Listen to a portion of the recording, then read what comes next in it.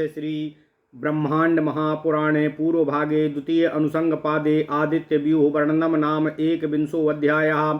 सूतवाच सूर्या चंद्र समावेतो भ्रमतो यावदेव तु प्रकाशस्तु प्रभाभिस्तु मंडलाभ्यां समुच्छ्रितो सप्तानां तु समुद्राणां द्वीपानां सा तु विस्तरः विस्तरार्धे पृथिव्यास्तु भवेदन्यत्र बाह्यतः परया सपरिमाणं तु चन्द्रादित्यो प्रकाशतः पर्याप्ताप्ता पर्यास्ताप्ता पर्यास्तात् पारिमण्डेयम् पर्यास्तात् पारिमण्डेय भूमेश तुल्यं दिवं स्मृतम् अवति त्रीनिमान् लोकान् यस्मात् सूर्यः परिभ्रमन् अभिधातुः प्रकाशाख्यो ह्यावनात् स रविः स्मृतः। अतः परं प्रवक्ष्यामि प्रमाणं चन्द्रसूर्ययोः महीतत्त्वान् महीशब्दो ह्यस्मिन् वर्षे निपाद्यते। अस्य भारतवर्षस्य विशकाम्भातुल्य विस्तृतं मण्डलं भास्करस्याथ योजनानि निबोधत।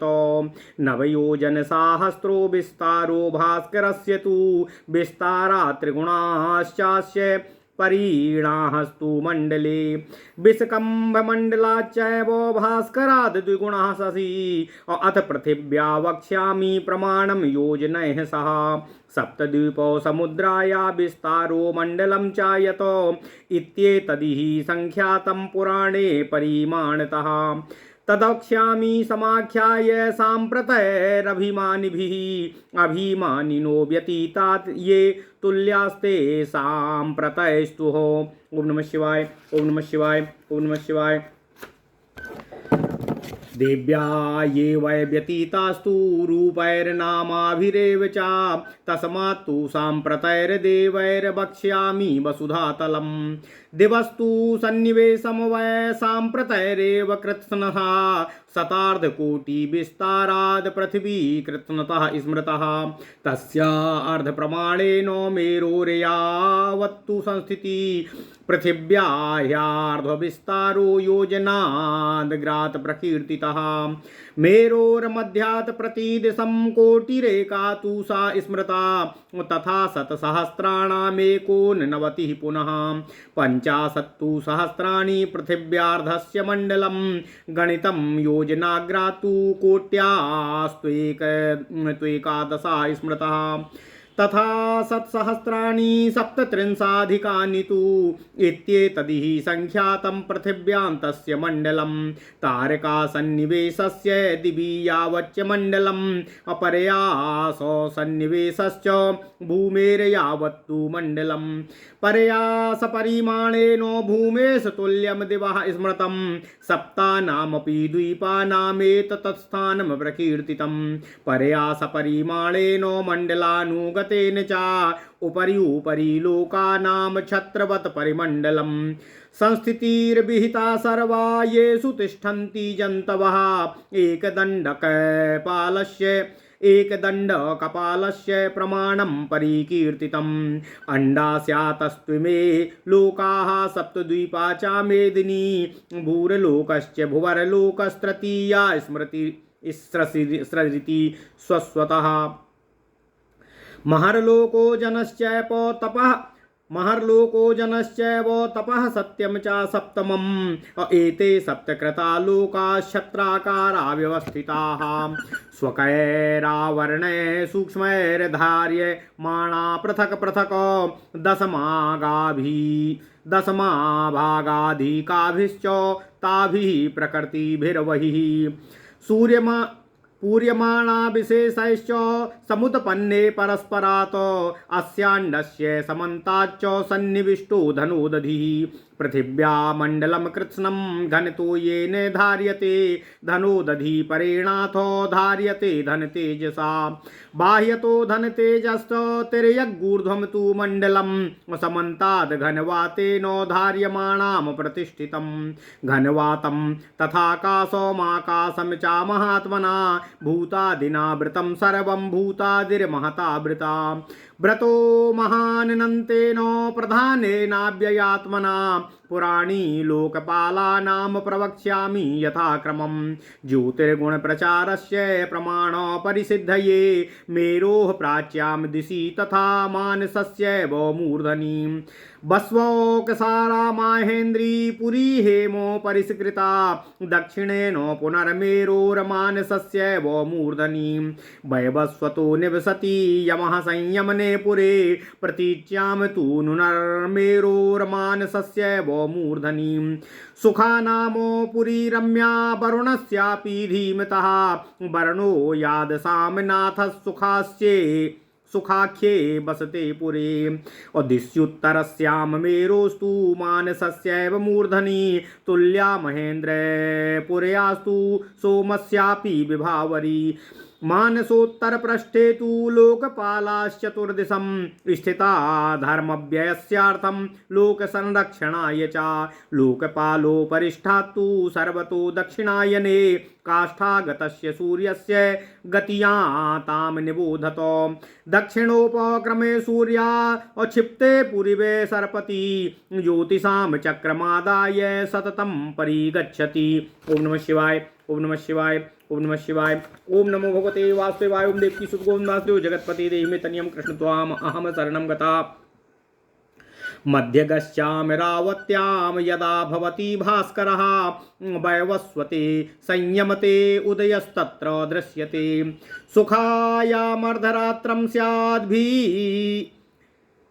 सुखायामर्धरात्रं स्याद्विभायामस्तमेति च वैवस्वते संयमने मध्यगः स्याद्रविर्यदा सुखायामथ वारुण्यामुत्तिष्ठन् स तु दृश्यते विभायामर्धरात्रं स्यान्माहेर्द्यामस्तमेति च यदा दक्षिणपूर्वेषां पराह्नो विधीयते दक्षिणापरदेश्यानां पूर्वाणः परिकीर्तितः तेषां पररात्रश्च ये जना उत्तरापरे देशा उत्तर पूर्वाम ये पूर्वरात्रस्तु तान् प्रति एवमेवोत्तरेश्वरको भुवनेषु विराजते सुखायामथ वारुण्यां मध्याह्ने याचार्यमाद यदा विभायां सोमपुर्यां वा उत्तिष्ठति विभावसु रात्र्यर्धं चामरावत्यामस्तमेति यमस्य च सोमपुर्यां विभायां तु मध्याह्ने स्याद्दिवाकरः माहेन्द्रस्यामरावत्यां सूर्यम् उत्तिष्ठते तदा अर्धरात्रं संयमने वारुण्यामस्तमेति च सा शीघ्रमेव पर्येति भास्करो लातचक्रवात ब्राह्मण वै भ्रममाणानि ऋक्षाणि चरते रविः एवं चतुर्षपार्श्वेषु दक्षिणां तेन सरपति उदयास्तमने च सा उत्तिष्ठति पुनः पुनः पूर्वाह्णे चापराह्णे च द्वौ देवालयो तु सः तत्पर्यार्कश्च मध्याह्ने तैरेव चास्वारश्मिभिः उदितो वर्धमानाभिरामध्याह्नं तपन्नभिः अतः परं ह्यसन्तीभिर्गोभिरस्तं निगच्छति उदयास्तमयाभ्यां च स्मृते पूर्वापरे दिशो यावत् पुरस्तात् पति तावत् पृष्ठेथ पार्श्वयोः यत्रोद्यन् दृश्यते सूर्यस्तेषां सा उदयः स्मृता अप्रणासं गच्छते यत्र तेषामस्तसा उच्यते सर्वेषामुत्तरे मेरुर्लोकालोकस्य दक्षिणे विदूरभावादर्कस्य भूमिलेखावृतस्य च लीयन्ते रश्मयो यस्मात् तेन रात्रौ न दृश्यते ग्रहनक्षत्र सोमानां दर्शनं भास्करस्य च उच्छ्रयस्य प्रमाणेन गेयमस्तमथोदयम् शुक्लच्छायोऽग्निरापश्च अकृच्छाया च मेदिनी अविदूरभावार्दर्कस्य अयुध्यतोऽपि विरस्मिताः रक्तभावो विरस्मित्वाद्रक्तात्वाच्चाप्यानुष्णता लेखायामा स्थितः सूर्यो यत्र यत्र च दृश्यते ऊर्ध्वं सत्सहस्रं तु योजनानां सा दृश्यते प्रभाहि सौरीपादेन ह्यस्तं गच्छति भास्करे अग्निमा विशते रात्रौ तस्माद् दुरात् प्रकाशते उदिते हि पुनः सूर्ये ह्यौष्णा माग्नेयमाविशेत संयुक्तो वह्निना सूर्यस्तपते तु ततो दिवः प्राकाश्यं च तथौष्ण्यं च सौराग्नेये च तेजसी परस्परानुप्रवेशाद्वीप्येते तु दिवानिशम् उत्तरे चैव भूम्यर्धे तथा तस्मिंश्च दक्षिणे उत्तिष्ठति तथा सूर्ये रात्रिराविशे सतीत्वतपः। ओम नमः शिवाय। रात्रिराविशतित्वपः। ओम नमः शिवाय। ओम नमः शिवाय।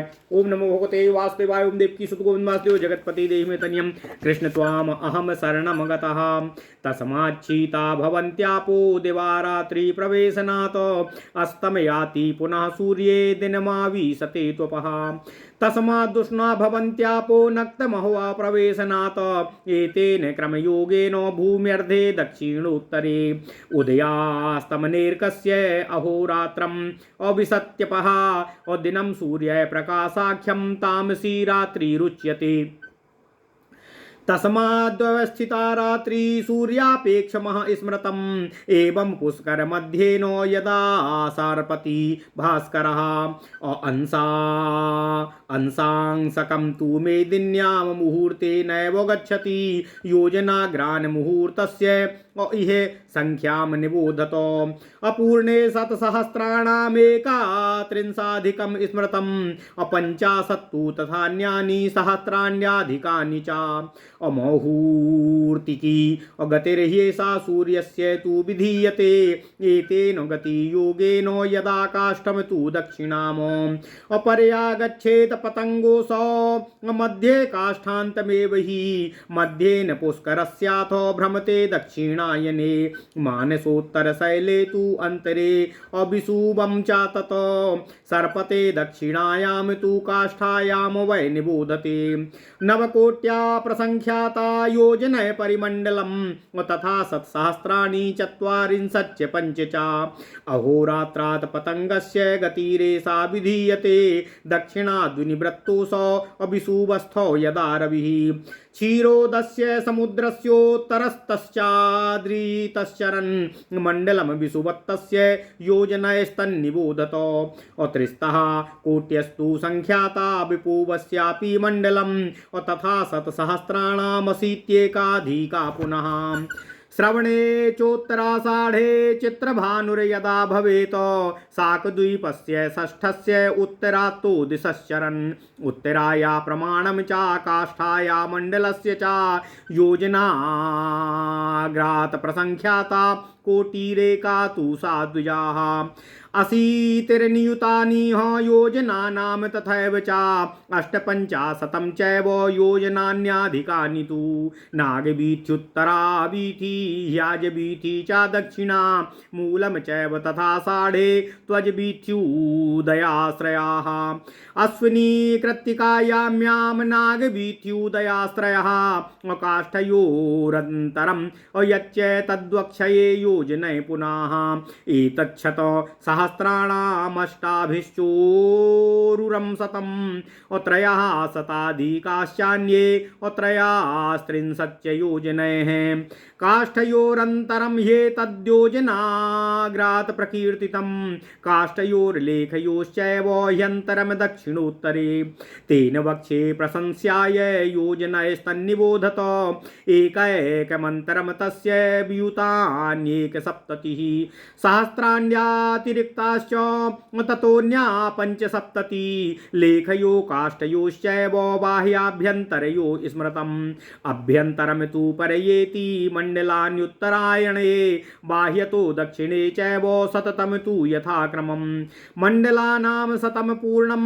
त्रयात्रिंशत्यधिकमुत्तरं चरते दक्षिणे चापि तावदेव विभावसुः प्रमाणं मण्डलस्याथ योजनाग्रं निबोधत योजनानां नाम सहस्राणि सप्तादश समासतः सते द्वे पुनरप्यन्ये योजनानां प्रकीर्तिते एकविंशतिभिश्चैव योजनैरधिकैर्हिते। ओम नमः शिवाय ओम नमः शिवाय ओम नमः शिवाय। ओम नमो भगवते वासुदेवाय। ओम देवकी सुत गोविंद वासुदेव जगत्पति देहि मे तनियं कृष्ण त्वाम अहम शरणं गता। एतत् प्रमाणमाख्यातं योजनैर्मण्डलस्य च विषकम्भो मण्डलस्याथो तिर्यकसातु विधीयते। प्रत्यहं चरते तानि सूर्यो वै मण्डलक्रमात् अकुलालचक्रपर्यन्तो यथा शीघ्रं निवर्तते। दक्षिणप्रक्रमे सूर्यस्तथा शीघ्रं प्रवर्तते। तस्मात् प्रकृष्टां भूमिं तुम कालेनाल्पेन गच्छति। सूर्यो द्वादशाभिषयग्रयान् मुहूर्तैर्दक्षिणायने त्रयोदशार्धमृक्षाणा महिना तू चरते रविः मुहूर्तैस्ताववृक्षाणि नक्तमष्टादशैश्चरन् अकुलाल चक्रमध्ये तु यथा मन्दम् अप्रसर्पतिः तथोदगयने सूर्यः सर्पते मन्दविक्रमः तस्मात् दीर्घेन कालेन भूमिं स्वल्पानि गच्छति। अष्टादश मुहूर्तं तु उत्तरायण पश्चिमम् अहो भवति तच्चापि चरते मन्दविक्रमः। त्रयोदशार्धं माद्येन त्ववृक्षाणां चरते रविः मुहूर्तैस्तावदृक्षाणि नक्तद्वादशभिश्चरन्। ततो मन्दतरं नाभ्यां चक्रं भ्रमति वै यथा अमृतपिण्डम् इव मध्यस्थो ध्रुवो भ्रमति वै तथा। त्रिंसन्मुहूर्तानेवाहुरहोत्रात्रं ध्रुवो भ्रमन् उभयोः काष्ठयोर्मध्ये भ्रमते मण्डलानि तु अकुलालचक्रनाभिश्च यथा तन्नैव वर्तते ध्रुवस्तथा हि विज्ञेयस्तत्रैव परिवर्तते। उभयो काष्ठयोर्मध्ये भ्रमते मण्डलानि सा दिवानक्तं च सूर्यस्य मन्दा शीघ्रा च वै गतिः।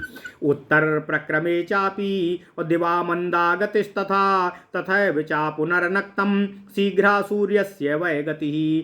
दक्षिणप्रक्रमेणैव दिवा शीघ्रं विधीयते गतिः सूर्यस्य नक्तं न मन्दा चैव गतिस्तथा। एवं गतिविशेषेण विभजन् रात्र्यहानि तु तदापि सञ्चरणमार्गं समेन विषमेण च। लोकालोकस्थिता ह्येते लोकपालाश्चतुर्दिशम् अगस्तश्चरते तेषामुपरिष्टाज्यवेन तु अभजन् सावहोरात्रमेवं गतिविशेषणं दक्षिणे नागवीथ्यास्तु लोकालोकस्य चोत्तरे। अलोकसन्तानको ह्येष वैश्वानरपथाद्वहि पृष्ठे यावत् प्रभासौरी अपुरस्तान् सम्प्रकाशते। पार्श्वतः पृष्ठतश्चैव लोकालोकस्य वर्तते योजनानां सहस्राणि दशकममुतूर्चितो गिरिः। अप्रकाशश्च सर्वतः परिमण्डलः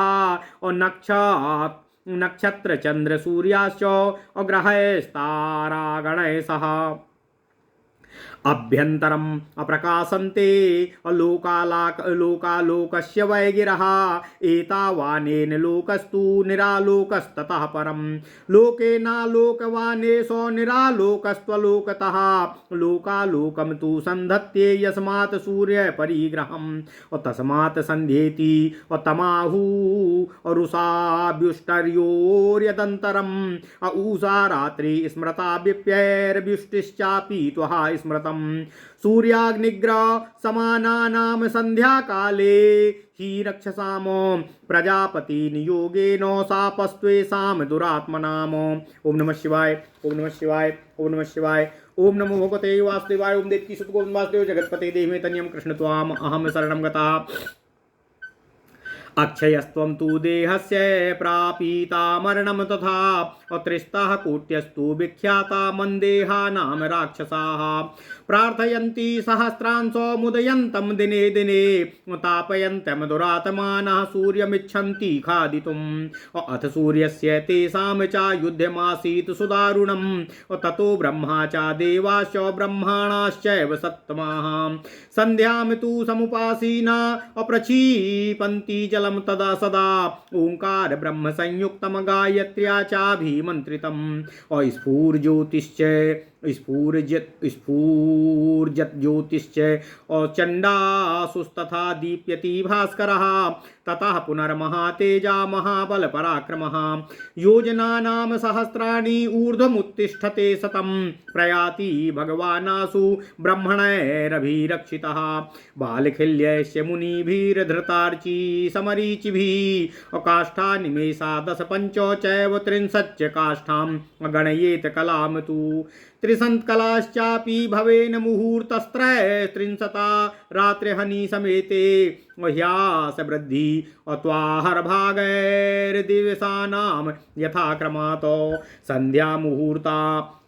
संध्यामुहूर्तमात्रा तु ह्रासवृद्धिस्तु सा स्मृता लेखा प्रभृत्यथादित्ये त्रिमुहूर्त गते तु वै प्रातस्ततः स्मृता कालो भागाश्चान्यसा पंचमः तस्मात् प्रातस्तनात् कालात् त्रिमुहूर्तस्यो संगवाः मध्याह्न स्त्रीमुहूर्तस्तु तस्मात् कालस्य संगवान् तस्मात् मध्यन्दिनात् कालादपराह्न इति स्मृतः अत्र एव मुहूर्तास्तु कालभागा स्मृतो बुधे अपराह्णे व्यतीते तु कालासायान्य उच्यते 10 5 मुहूर्तान्नो मुहूर्तास्त्रय एव च 10 5 मुहूर्तम वै ह्यार वै सुबतं स्मृतं वर्धन्ते च ह्रसन्ते च ह्याने दक्षिणोत्तरे अहस्तु ग्रस्ते रात्रिं रात्रिश्च ग्रसते त्वः अशरद्वा असन्त योरमध्यम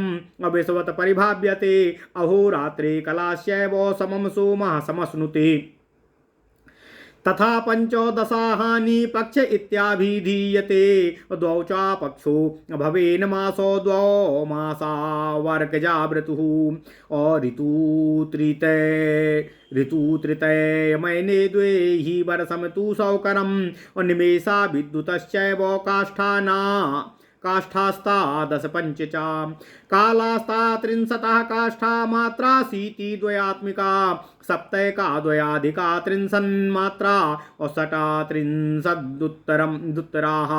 द्विषष्टिना त्रयोविंशन् मात्रायाश्च कला भवेत् 40 सहस्राणि शतान्यष्टो च विद्युता सप्ततिश्चैव तत्रापि नवतिं विद्धि निश्चये 4 एव शतान्युर्विद्युते 2 च संयुते भरांसो ह्येष विज्ञेयो नाडिका चात्र कारणं संवत्सरादयः 5 चतुर्माना विकल्पिताः निश्चयः सर्वकालस्य युगमित्याभिधीयते संवत्सरस्तु प्रथमो द्वितीयः परिवत्सरः इडावत्सरस्तृतीयस्तु चतुर्थस्यानुवत्सरा पंचमो वत्सरास्तेषां कालस्तु युगसंहितः। ओम नमः शिवाय ओम नमः शिवाय ओम नमः शिवाय। 30 भवेत पूर्णं पर्वणां तु रवेर्युगे शतान्यष्टादशा 30 उदयाभ्यास्करस्य च ऋतवस्त्रिंशता सौरादयनानि तथैव तु अपञ्च च 300 चापि 60 वर्षं च भास्करं 30 देव त्वहोरात्रास्तैस्तु मासस्तु भास्करः 61 त्वाहोरात्रामृतुरेको विभाव्यते अहनाम तु 3 शतं चाप्याधिकं भवेत् मानं तच्चित्रभानोस्तु विज्ञेयमयनस्य सौरम सौम्यम तु विज्ञेयम नाक्षत्रम सावनम तथा मान्नान्येतानि 4 यः पुराणे हि निश्चयः यः श्वेतस्योत्तरश्चैव अशृङ्गवान् नाम पर्वतः 3 तस्य तु शृङ्गाणि स्पृशन्तीव नभस्थलम् तैश्चापि शृङ्गैश्च नगः शृङ्गवानिति कथ्यते एकश्च मार्यविस्कम्भः विस्तारश्चास्य कीर्तितः तस्य वै पूर्वतः शृङ्गं मध्यमं तद्वीरण्यं दक्षिणं राजितं चैव शृङ्गं तु स्फटिकप्रभं सर्वरत्नमयं चैव शृङ्गमुत्तरमुत्तमम् एवं कूटस्त्रिभिः शैला शृङ्गवानिति विश्रुतः यत्तद्वै पूर्वतः शृङ्गं तदर्कं प्रतिपद्यते शरद्वसन्तयोर्मध्ये मध्यमां गतिमा स्थितः अतस्तुल्यमहोरात्रं करोति तिमिरापः हरिताश्च हया दिव्यास तस्य युक्ता महारथे अनुलिप्ता इवा भाति पद्मरक्तैर्भस्तिभिः अमेशान्ते तु तुलान्ते च भास्करोदयतः स्मृतः मुहूर्ता 15 अहोरात्रश्च तावती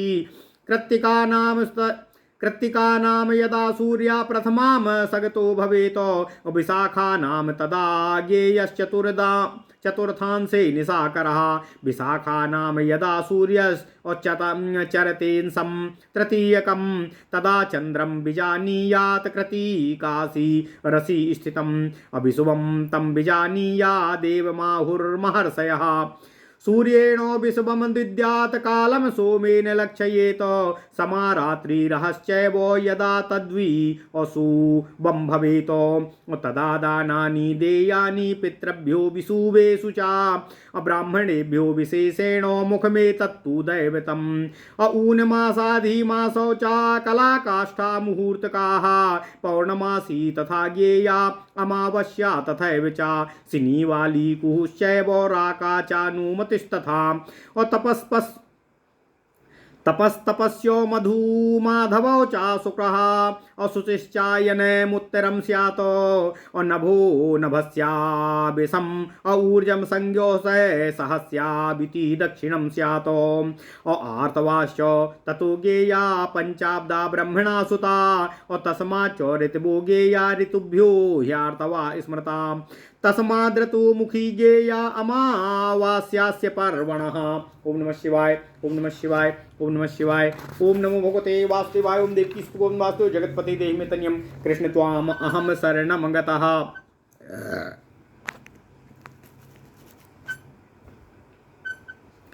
तस्मात्तु विश्वं ज्ञेयं पितृदेवहितं सदा अपरमं ज्ञात्वा तु न परमं ज्ञात्या नामुह्येत पितृ दैवे च मानवः।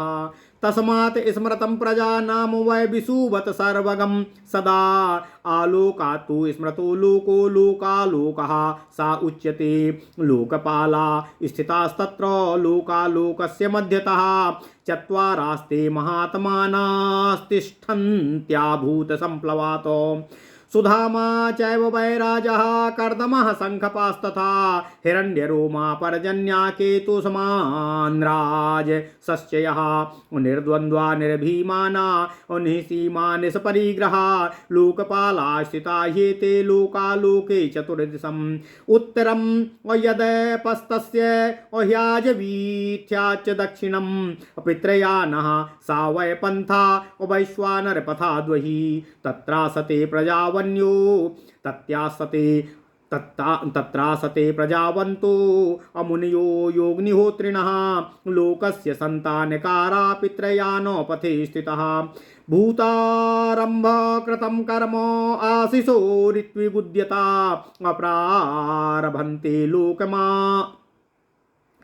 प्रारभन्ते लोककामास्तेषां पन्था सा दक्षिणः चलितं ते पुनर्धर्मं स्थापयन्ति युगे युगे सन्तप्तास्तपसा चैव अमर्यादाभिश्रुतेन च जायमानास्तु पूर्वे वै पश्चिमानां ग्रहेष्वः अपश्चिमाश्चैव पूर्वेषां जायन्ते निधनेष्वपि एवमावर्तमानास्ते तिष्ठत्याभूतसम्प्लवात् अष्टाशीतिसहस्राणि ऋषीणां ग्रहमेधिनां सवितुर्दक्षिणं मार्गं श्रिता ह्यचन्द्रतारकम् अक्रियावतां प्रसंख्यैषाम् ये श्मशानानि भेजिरे लोकसंव्यवहारश्च भूता रंभकृतेन च इच्छा द्वेषो प्रवृत्त्या च मैथुनोपगमेन वै तथा कामकृतेनेह सेवनाद्विषस्य च एतैस्तै कारणै सिद्ध्या ये शमशानानि भेजिरे प्रजयशिणस्ते मुनयो द्वापरेष्व जज्ञिरे नागवीथ्युत्तरो यश्च सप्तर्षि गणदक्षिणः उत्तरा सवितुः पन्था देवयानश्च सा स्मृता यत्र ते वासिना सिद्धा विमला ब्रह्मचारिणा सन्ततिं ते जुगुप्सन्ते तस्मान् वर्षाणि मृत्युस्तु तैर्जितः 88 ऋषीणामूर्ध्वरेतसामो उदक पंथानमत्यर्थम श्रिताह्याश्रित संप्लवात तम संप्रयोगाल्लोकस्य मैथुनस्य च वर्जनात् इच्छा द्वेष निवृत्त्या च भूता रंभा विवर्जनात् पुनश्च कामाम संयोगात् शब्दार्धे दोष दर्शनात् इत्येतै कारणे सिद्धास्ते मृतत्वं हि भेजिरे आभूत संप्लवस्थानामृतत्वं विभाव्यते त्रैलोक्य स्थिति कालाय पुनरदाराभिगामिनामो अभ्रूणहत्याश्च मेधाभ्याम् अपुण्यपापो क्रतोपरे आभूत संप्लवावन्ते तु वीक्ष्यन्ते ह्यूर्ध्वरेतसः ऊर्ध्वोत्तरमृषिभ्यस्तु ध्रुवो यत्र सा वै स्मृतः एतद्विष्णुपदं दिव्यं तृतीयं व्योम्नि भास्वरम् यत्र गत्वा न शोचन्ति तद्विष्णु परमं पदम् धर्मध्रुवाद्यास्तिष्ठन्ति यत्र ते लोकसाधकाः। ओम नमः शिवाय, ओम नमः शिवाय, ओम नमः शिवाय। ओम नमो भगवते वासुदेवाय। ओम देवकी सुत गोविंद वासुदेव जगतपते देहि मे तन्यं कृष्ण त्वाम अहम शरणं गतः। ओम नमः शिवाय, ओम नमः शिवाय, ओम नमः शिवाय। ओम नमो भगवते वासुदेवाय। ओम देवकी सुत गोविंद वासुदेव जगतपते देहि मे तन्यं कृष्ण त्वाम अहम शरणं गतः। अथ श्री ब्रह्मांड महापुराण पूर्व भाग द्वितीय अनुसंग पाद 21वां अध्याय आदित्य व्यूह वर्णन। ओम नमः शिवाय, ओम नमः शिवाय, ओम नमः शिवाय। सूत जी कहते हैं, हे ऋषियों, मंडलों से उठे हुए ये सूर्य और चंद्रमा अपनी किरणों के प्रकाशों द्वारा जितना भी भ्रमण करते हैं वही 7 द्वीपों और 7 समुद्रों का विस्तार है। सूर्य और चंद्रमा पृथ्वी के बाहरी भाग से परिमाण में प्रकाश करते हैं। यह आकाश मंडल भूमि की परिधि के नाप के बराबर है। यह सूर्य भ्रमण करते हुए तीनों लोकों को प्रकाशित करते हैं। इसलिए अभी प्रकाश अर्थ वाला धातु से प्रकाशित करने के कारण वे रवि कहे जाते हैं। इसके बाद में चंद्र और सूर्य का प्रमाण आप लोगों से बताऊंगा। सूत जी कहते हैं, इस भारतवर्ष में मही शब्द महित्वात् अर्थात पूज्यत्व के कारण निपातन से सिद्ध हुआ है। इस भारतवर्ष का सूर्य के मंडल के समान विस्तार है। सूर्य का मंडल अर्थात घेरा योजनों समझिए 90,000 योजन सूर्य का विस्तार है। विस्तार से 3 गुना मंडल इसकी परिधि का विस्तार है। इस विस्कंभ से चंद्रमा का विस्तार दुगुना है। अब मैं योजनों के द्वारा पृथ्वी का प्रमाण आपको बताऊंगा। सूत जी कहते हैं, 7 द्वीप और 7 समुद्रों वाली पृथ्वी का जो विस्तार और मंडल अर्थात घेरा है, पुराण में माप के अनुसार यह संख्या बताई गई है। वर्तमान अभिमानी देवताओं द्वारा गणना किया गया यह पुराण प्रतिपादित जो परिमाण है उसे ही मैं आपको बता रहा हूँ। जो अभिमानी देवगण बीत चुके हैं वे अभी इस समय के देवताओं के ही समान हैं। जो देव भूतकाल में थे उन्हीं के रूप और नामों से मैं इन समय के देवों द्वारा बताए अनुसार भूमंडल का वर्णन आप लोगों से करूँगा। स्वर्ग का सन्निवेश निश्चित ही इस समय के ही समान है। करोड़ योजन समस्त पृथ्वी का विस्तार बताया गया है। इसके आधे प्रमाण से आधे तक मेरू की स्थिति है। पृथ्वी का जो आधा विस्तार है वह मेरू के 1 योजन बाद कहा गया है। मेरू के मध्य बिंदु से प्रत्येक दिशा की ओर 1 कोटि अर्थात 1 करोड़ पृथ्वी बताई गई है। 1,89,000 फिर और जोड़िए, उसके बाद 50,000 योजन मिलाकर कुल 1,01,50,089 हुए। इस प्रकार 1,50,089 योजन हुए। अतः पृथ्वी का अर्ध विस्तार 1,50,089 योजन है। पृथ्वी के अंत तक का मंडल अर्थात घेरा अर्थात वृत्त योजन के आधे आगे 11 करोड़ कहा गया है तथा 7 सहस्त्र 1 लाख हुआ। फिर 7,63 से 3 कुल मिलाकर 11 करोड़ 1,37,000 योजन पृथ्वी की अंतिम परिधि है। अर्थात पृथ्वी का घेरा उपर्युक्त संख्या का है। आकाश में जहाँ तक तारागण और उनका मंडल है, पृथ्वी के सन्निवेश का मंडल भी उतना ही है। भूमि के विस्तार परिमाण के अनुसार ही आकाश का भी परिमाण है। सातों लोकों का ऐसा ही मान कहा गया है। पर्याप्त नाप के अनुसार मंडलानुक्रम से सातों लोक छत्र की तरह ऊपर घेरे हुए हैं। उन लोकों की संस्थिति बताई गई है जिनमें की प्राणी रहते हैं। इस प्रकार यह अंड कपाल का परिमाण बताया गया है। उस अंड कपाल अर्थात ब्रह्म के अंतर्गत ही ये सब लोक हैं और 7 द्वीप वाली यह पृथ्वी भी है।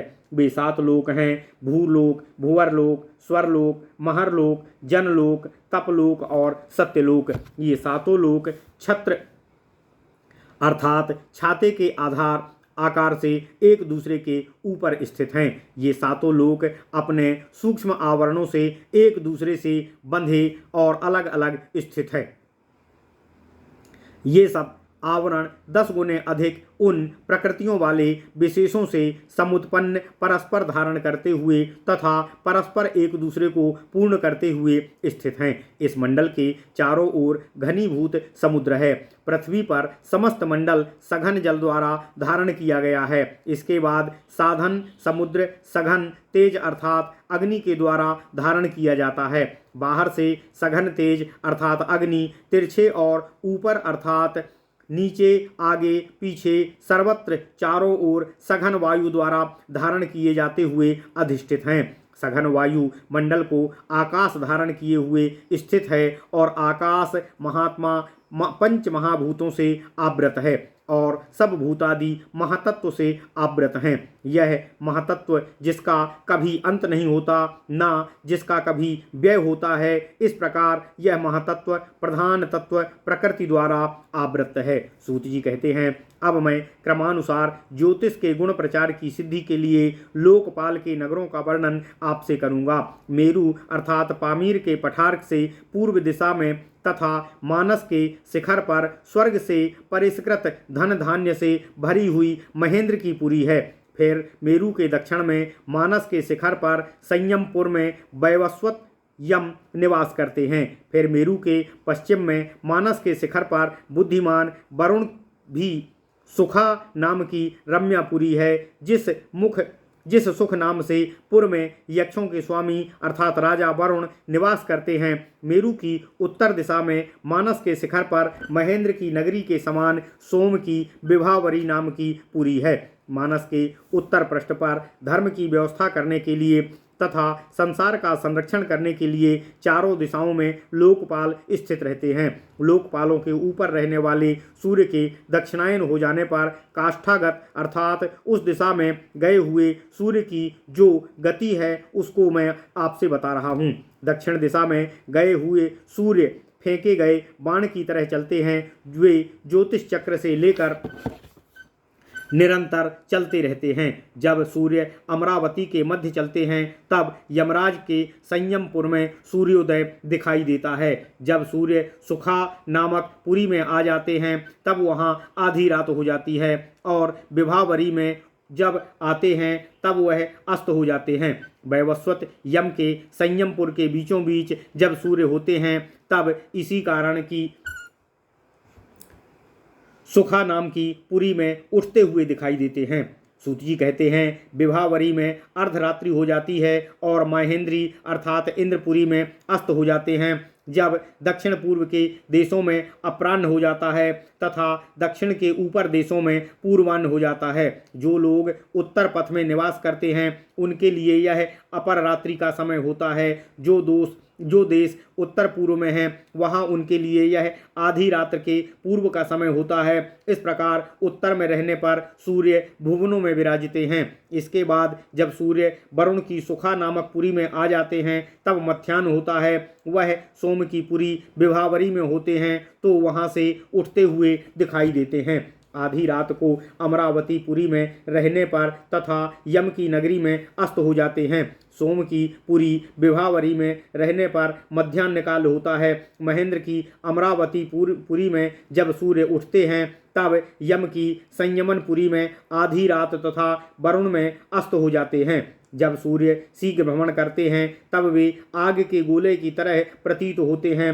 तब भ्रमण करते हुए सूर्य के साथ भ्रमण करते हुए नक्षत्र भी चलते हैं। इस प्रकार चारों दिशाओं में दक्षिणा करते हुए वे घूमते हैं, उदय और अस्त होते रहते हैं और पुनः उठते रहते हैं। पूर्वाह्न और अपराह्न दो दो सूर्य के देवालय हैं। ये मध्याह्न में अपनी उन किरणों से तपाते हैं। उदित होकर मध्याह्न तक बढ़ते हुए सूर्य मध्याह्न में पूरी तरह तपते हैं। इसके बाद घटती हुई अपनी किरणों के साथ निकल जाते हैं और नीचे चले जाते हैं। सूत जी कहते हैं, उदय और अस्त से ही पूर्व और पश्चिम दिशाओं का ज्ञान होता है। जितना सूर्य सामने तपते हैं उतना ही पीछे भी तपते हैं, अर्थात जहाँ जिसके सामने होते हैं वहाँ तपते हैं। फिर धीरे धीरे जिस जिस देश स्थान के सामने जाते हैं वहाँ भी तपते चले जाते हैं। जहाँ पर सूर्य उठते हुए दिखाई देते हैं वहाँ उनके उदय का प्रातः काल कहा जाता है, तथा पर सूर्य प्रकाश अर्थात नष्टों को प्राप्त करते हैं वहीं उनका अस्त कहा जाता है। बहुत दूर होने के कारण भूरेखा से आवृत्य सूर्य के उत्तर में मेरु तथा लोक और अलोक दक्षिण में हैं, अर्थात सूर्य ने जो पृथ्वी के बीचों में रेखा खींच दी है उसके उत्तर में केवल मेरु है और दक्षिण में सब लोक आलोक हैं। अतः उत्तर में केवल मेरु को लेकर तो सब दक्षिण की ओर मान सकते हैं, क्योंकि मेरु का उपरांत रेखा का दक्षिण हो ही गया है। यही तो सब देश हैं। ओम नमः शिवाय। जिस कारण से किरणें विलीन हो जाती हैं उसी कारण से वहाँ रात्रि हो जाती है। रात में सूर्य की किरणें लीन होने के कारण दिखाई नहीं देती। ग्रह, नक्षत्र, चंद्रमा और सूर्य का उदय और अस्त बहुत ऊंचे स्थान से जाना गया है। अग्नि और जल की छाया शुक्ल वर्ण की होती है और पृथ्वी की छाया कृष्ण वर्ण की होती है। जब सूर्य बहुत दूर होते हैं तब उदय काल में सूर्य के दूर होने के कारण किरणें क्षीण होती हैं। ऐसा लगता है मानो सूर्य बिना किरण वाले हैं। उस समय सूर्य लाल वर्ण के हो जाते हैं तथा लाल हो जाने के कारण उनमें उष्णता भी नहीं रहती है। अपनी रेखा पर स्थित सूर्य जहाँ जहाँ दिखाई देते हैं वहाँ से 1000 योजन ऊपर दिखाई देते हैं। सूर्य के अस्त हो जाने पर उनकी प्रभा अर्थात कांति रात्रि काल में अग्नि में प्रविष्ट हो जाती है, इसलिए रात्रि के समय अग्नि दूर से ही दिखाई देती है। सूर्य के पुनः उदित होने पर अग्नि की उष्णता सूर्य में प्रविष्ट हो जाती है, इसलिए अग्नि से संयुक्त सूर्य दिन में बहुत अधिक तपते हैं और गर्म हो जाते हैं। प्रकाशित करना और गर्म करना ये दोनों ही सूर्य और अग्नि के तेज हैं, अर्थात सूर्य का तेज है प्रकाशित करना तथा अग्नि का तेज है गर्म करना। अतः ये दोनों तेज एक दूसरे में प्रवेश कर दिन और रात के रूप में प्रजा का पालन करते हैं। भूमि के अर्धभाग से सूर्य के उत्तर तथा दक्षिण में रहने पर जब सूर्योदय होता है तब रात्रि जल में प्रवेश कर जाती है। ओम नमः शिवाय, ओम नमः शिवाय। इसलिए दिन में रात्रि के प्रवेश कर लेने के कारण जल शीतल हो जाता है और पुनः सूर्य के अस्त हो जाने पर दिन जल में प्रवेश कर जाता है। उस कारण से रात में दिन के प्रवेश हो जाने पर जल उष्ण हो जाता है।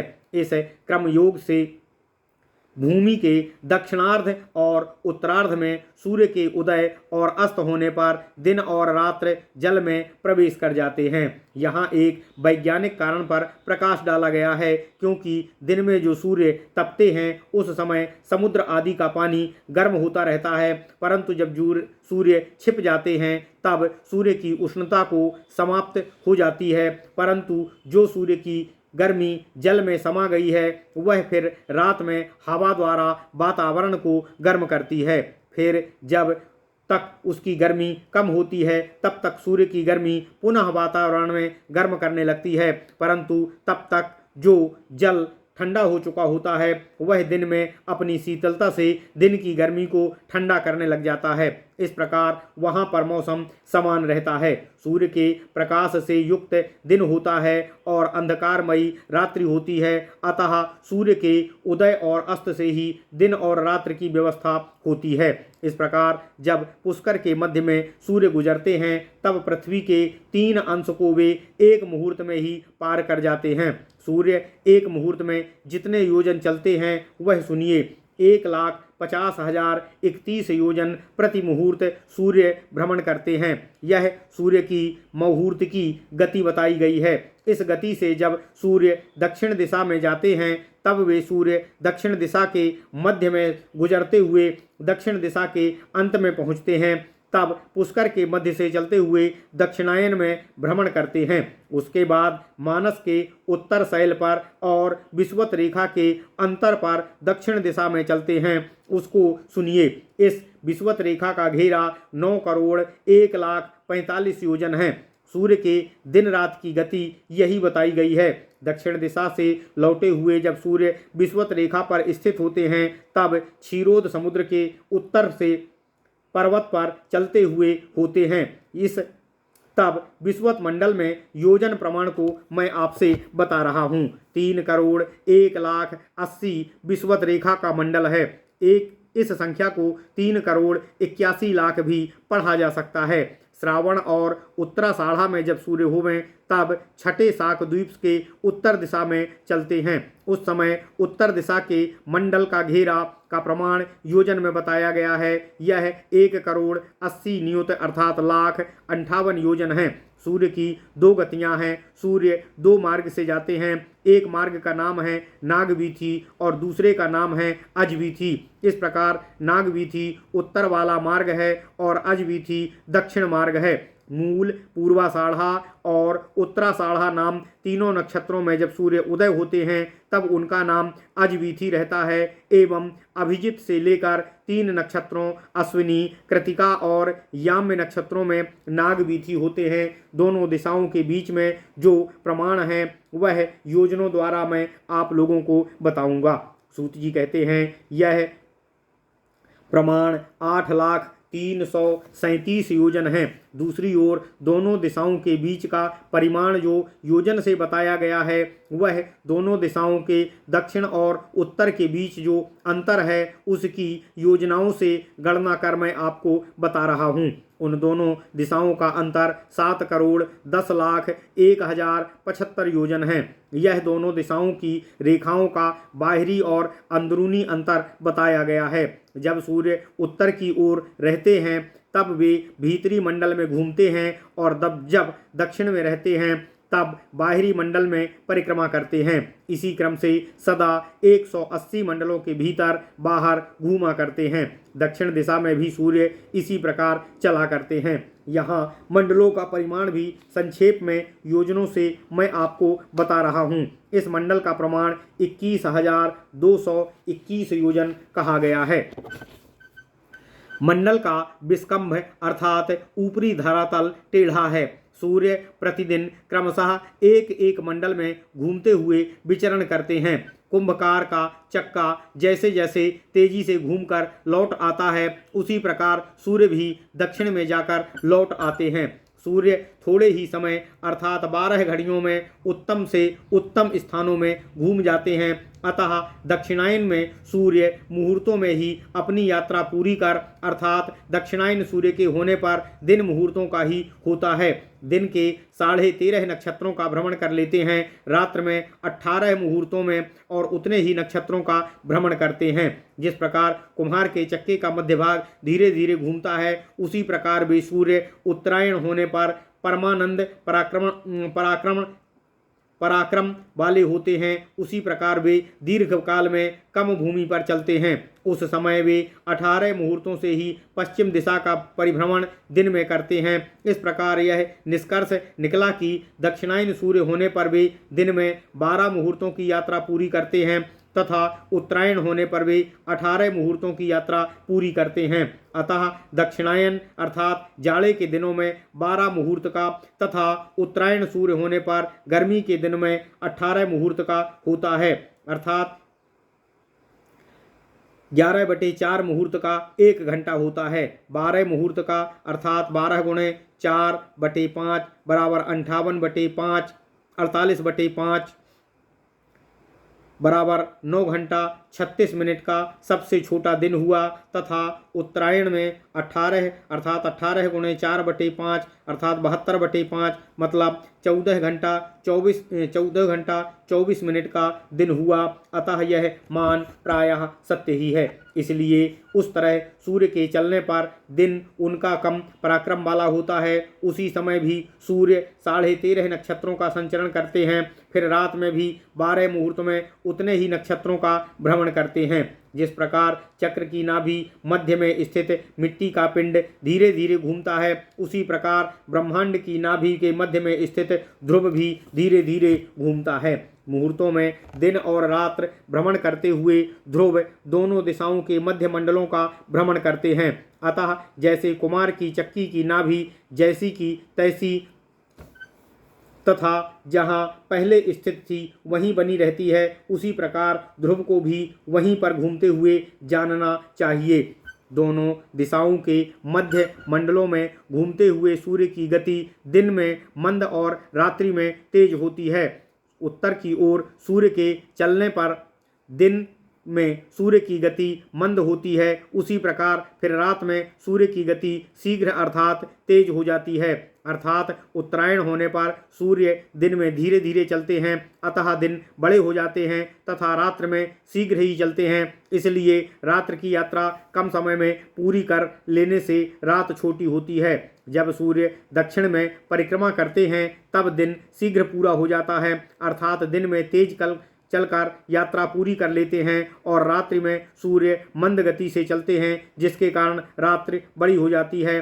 अतः रात्र को देर से यात्रा पूरी करते हैं। इसलिए सूर्य के दक्षिण में होने पर दिन छोटे और रातें बड़ी हो जाती हैं। इस प्रकार गति विशेष से रात और दिन का विभाग करते हुए तभी सम और विषम मार्गों से संचरण करते रहते हैं।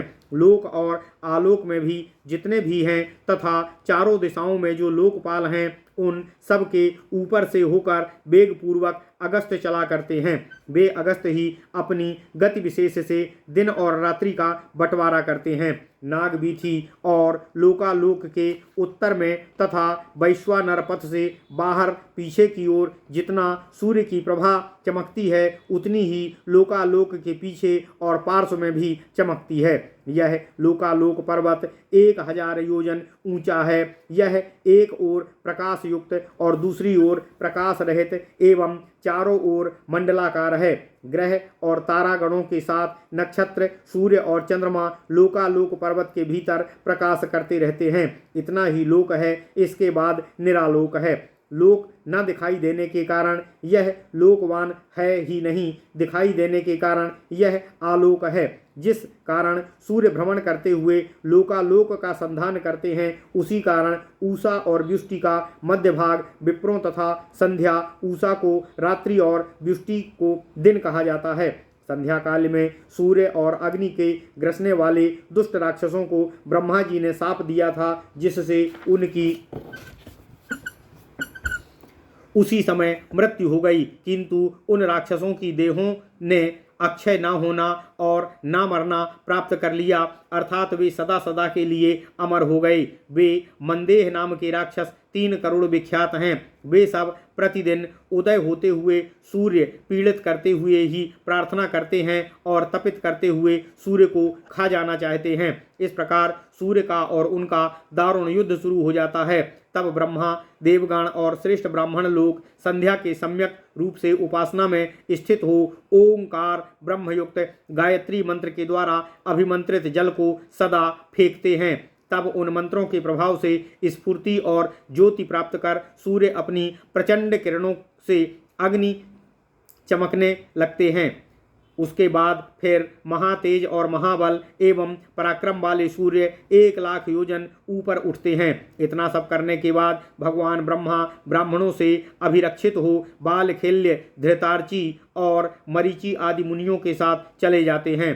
अब समय की माप को बतलाते हैं। 15 निमेषों की एक काष्ठा होती है, 30 काष्ठा की एक कला होती है, 30 कलाओं का एक मुहूर्त होता है और 30 मुहूर्तों का एक दिन रात होता है। यथाक्रम दिनों का ह्रास और विकास होता रहता है, किंतु संध्या केवल एक मुहूर्त रहती है। दिन के कम या बड़े अधिक होने का प्रभाव संध्या पर नहीं पड़ता, वह तो मात्र 48 मिनट तक ही रहती है।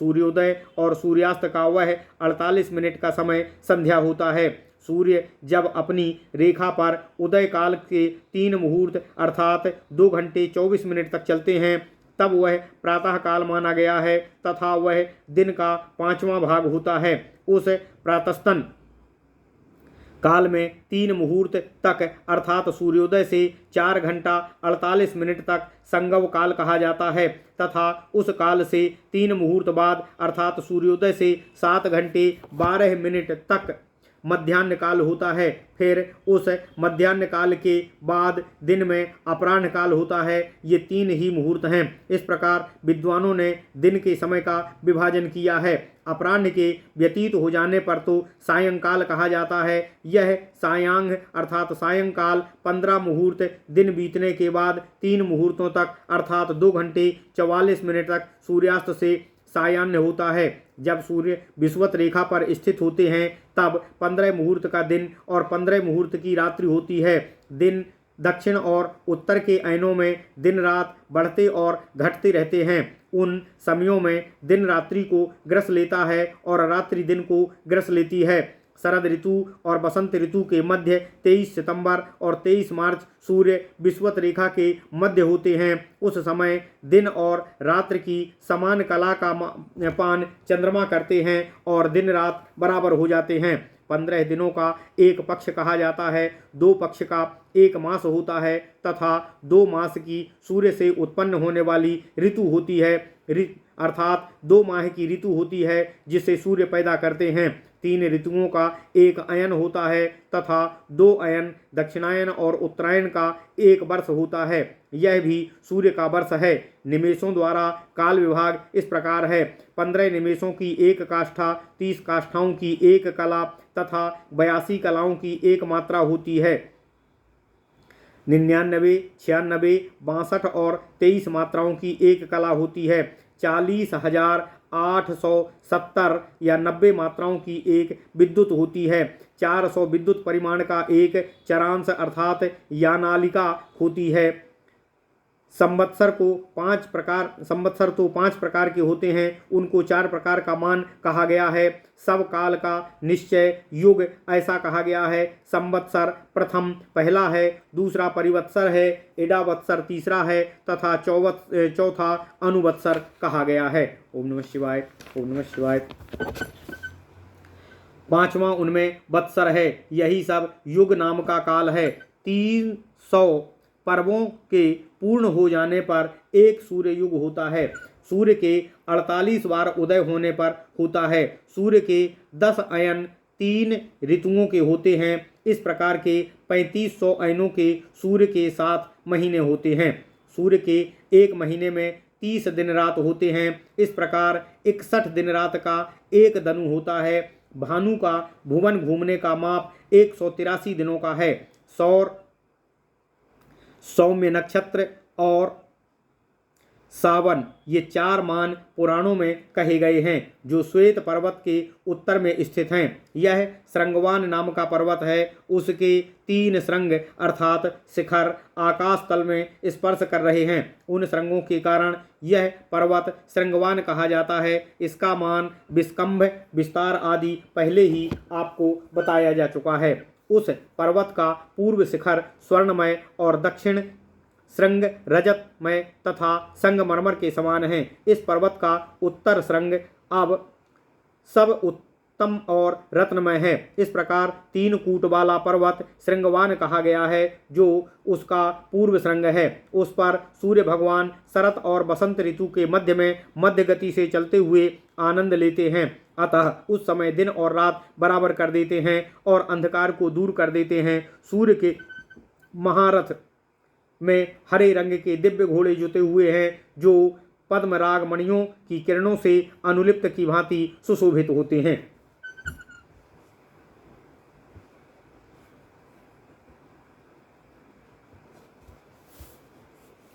मेष राशि के अंत में और तुला राशि के अंत में सूर्य के पहुंचने पर दिन और रात्र 15-15 मुहूर्त के ही होते हैं। जब सूर्य कृतिका नक्षत्र के प्रथम चरण में होते हैं तब चंद्रमा को विशाखा नक्षत्र के चतुर्थ चरण में समझना चाहिए। जब सूर्य विशाखा नक्षत्र के तृतीय अंश अर्थात चरण में विचरण कर रहे होते हैं तब चंद्रमा को कृतिका के सिर पर स्थित समझना चाहिए। महर्षिगण इसी को विषुव काल कहते हैं। सूर्य चंद्रमा के द्वारा विषुव काल को जानना चाहिए। उस समय दिन और रात्रि समान हो जाते हैं, यही समय विषुव होता है। उस समय विषुवों में पितरों के निमित्त विशेष ब्राह्मणों को दान देना चाहिए, क्योंकि ब्राह्मण प्रमुख देवता हैं।